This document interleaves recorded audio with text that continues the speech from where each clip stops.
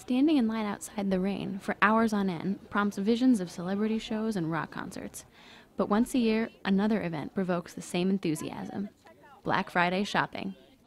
It's not seeing the way crowd is. I don't think so it's going to be that crazy over here. But like people start coming now since store open 4 o'clock. So let's see what happens. But hopefully everything goes smoothly and nobody rush everything or something. Well, last year we had about 400 people in the initial rush, so this year looks like it's going to be even bigger from what I'm hearing out there. And this year, Stamford business owners were pleased with the results, says Jack Conlon, president of the Stamford Chamber of Commerce. To be more specific, we've seen good activity at the retail level is what I'm hearing from a lot of our retail members. This past Thanksgiving weekend, they said they experienced something that they haven't experienced in a couple of years. So far, so good.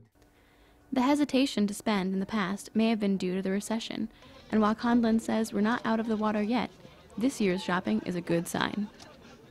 I'd like to say that a year from now, things will be back to normal, but I'm not anticipating that. I think we're probably looking at a year from now, things are going to be a lot better than they are now, but we probably won't reach that stage of normal, whatever that is, for probably a year and a half to 2 years from now. And businesses, Conlon says, can do more for the economy by hiring and expanding, thanks to the recent extension of the federal tax cuts. Where the tax cut are really going to be helpful is for the small business, because they're the group that falls definitely above the 250,000 all the way up into the well into the millions, and those are the people that the tax savings is a lot greater, and the intent is that they will invest those dollars back into their business, which will help to generate additional jobs, new jobs into their business itself. Historically, Stamford has been a town with a very low unemployment rate, which has posed its own sort of challenges. If you're ready to hire someone, now is an excellent time to be doing it, because Stamford historically has had such a low unemployment rate. You had to sometimes settle for less than what you were looking for, but only because the candidates were not available, because they were employed, because we had such a low unemployment rate.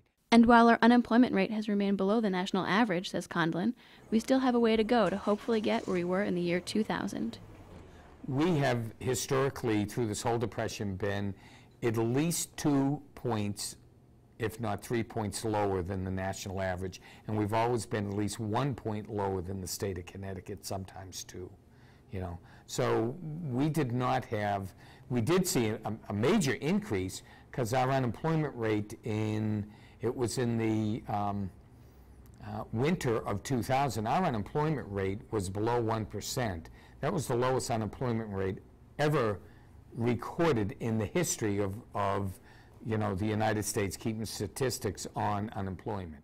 We may not have come out of the recession as quickly as we would have liked, explains Conlon, but we are on our way, and so far, these holiday commerce numbers are a positive indicator.